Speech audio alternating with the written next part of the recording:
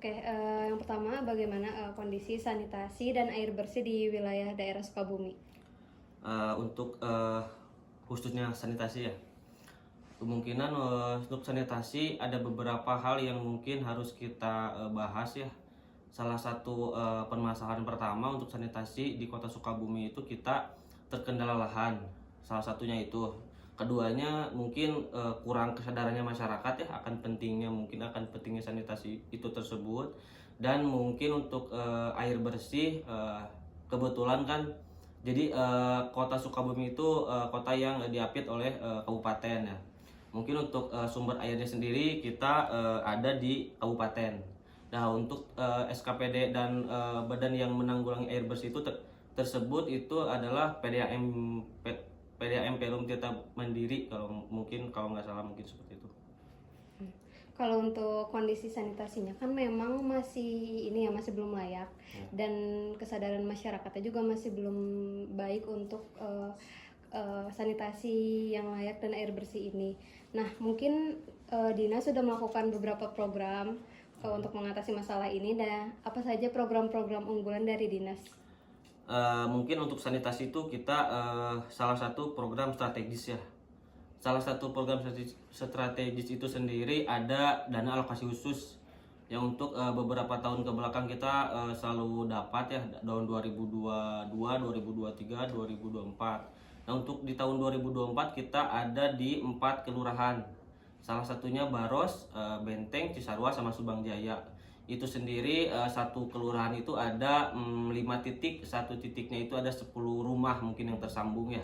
Dan ada juga di kegiatan APBD, salah satunya itu adalah pembangunan sarana mandi cuci kakus MCK, berikut air bersih dan tangki septik individu. Itu ada sekitar 22 lokasi tersebar di Kota Sukabumi. Nah, tadi kan sudah ada program-programnya ya yang untuk meningkatkan sanitasi dan air bersih. Ya. Nah, apakah ada peningkatan dari akses warga untuk sanitasi yang layak dan air bersih ini daripada sebelumnya? Bentar, pertanyaannya gimana itu?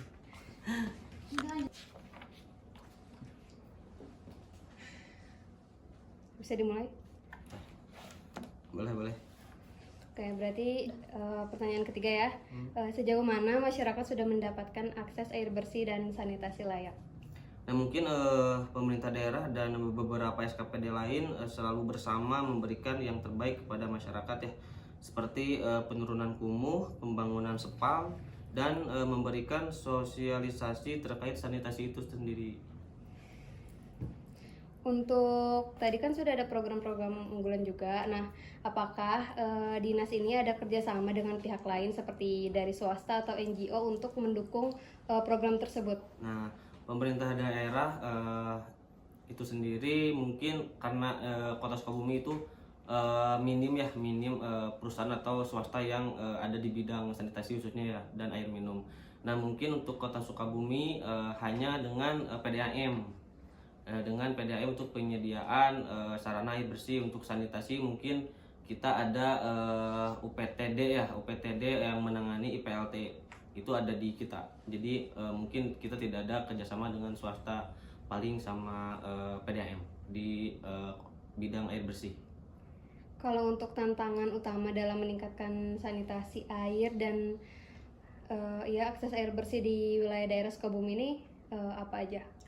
Satu mungkin keterbatasan infrastruktur ya, dan kurangnya kesadaran masyarakat, tantangan geografis dan demografis, dan mungkin satu yang paling kita rasa cukup berat adalah kepadatan penduduk dan mungkin pendanaan dan anggaran untuk memfasilitasi akses sanitasi itu sendiri.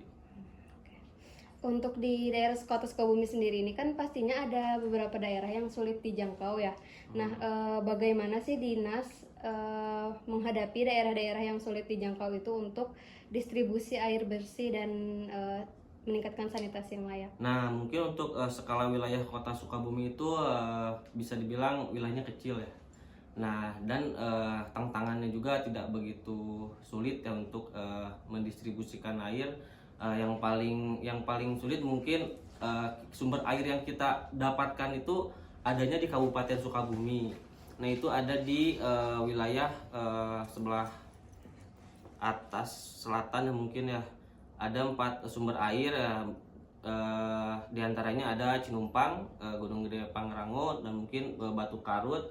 Dan untuk skala sanitasi sih bukan di skala bukan aja di skala wilayah saja, dikarenakan mungkin keterbatasan lahan ya, yang mungkin tantangan yang paling sulit di sektor sanitasi mungkin.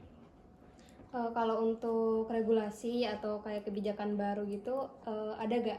Nah, untuk kebijakan baru berdasarkan SSK yang diatur oleh pemerintah daerah memberi kebijakan peraturan, ada salah satu mungkin ada 2 peraturan daerah ya. Yang satu mungkin nomor 42 tahun 2008 tentang pengelolaan sumber daya air. Dan yang nomor 2 adalah nomor 2 tahun 2019 tentang pengelolaan air limbah domestik. Dan mungkin itu tidak ada yang terbaru ya, tapi jangka waktu yang ada di SSK itu dari 2021 sampai 2027 untuk air minum. Dan untuk Rispamnya sendiri, peraturan terkait air minum itu di tahun 2021 direview sampai mungkin 2028-2027 untuk tetap bisa dilaksanakan, mungkin seperti itu. Kalau untuk tadi kan sudah ada program-program yang dijalankan juga ya dari dinas. Nah, bagaimana cara dinas memantau dan memastikan bahwa sistem dan program sanitasi yang sudah dilaksanakan itu tetap berfungsi dengan baik? Nah mungkin kita selalu berkoordinasi dengan pihak wilayah ya. Salah satunya mungkin dengan pihak RT, RW. Untuk sektor air minum sendiri, pengelolaannya langsung dikelola oleh KSM ya, kelompok swadaya masyarakat. Ada di KPP juga untuk sektor air, untuk sektor sanitasi.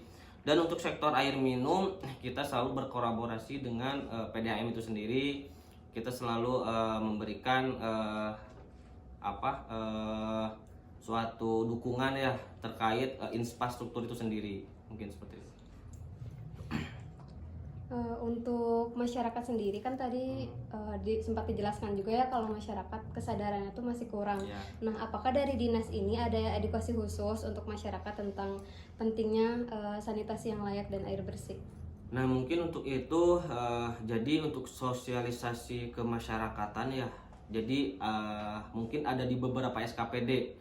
Jadi bukan hanya ada di dinas PU saja, ada di dinas pengendalian penduduk, dan mungkin ada dari dinas kesehatan yang selalu meng-hire konsultan dan pihak mereka untuk mensosialisasikan akan pentingnya sanitasi dan air bersih.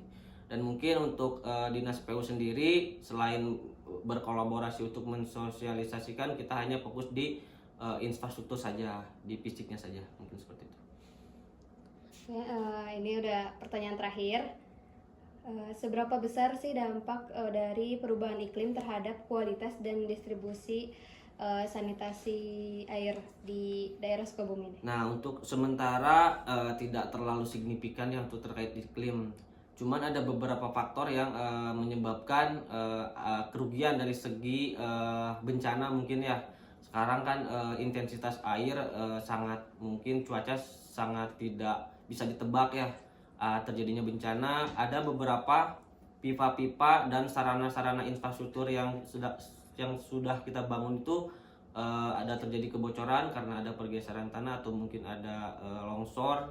Ada beberapa titik yang mungkin kemarin sudah terjadi di wilayah Subang Jaya terkait terbawa longsor fasilitas infrastruktur yang sudah kita bangun 2 titik. Dan di PDAM juga ada beberapa pipa yang mungkin terbawa arus air gara-gara terjadinya cuaca yang sangat yang sangat tidak bisa ditebak dan ekstrim mungkin. Udah selesai untuk pertanyaannya.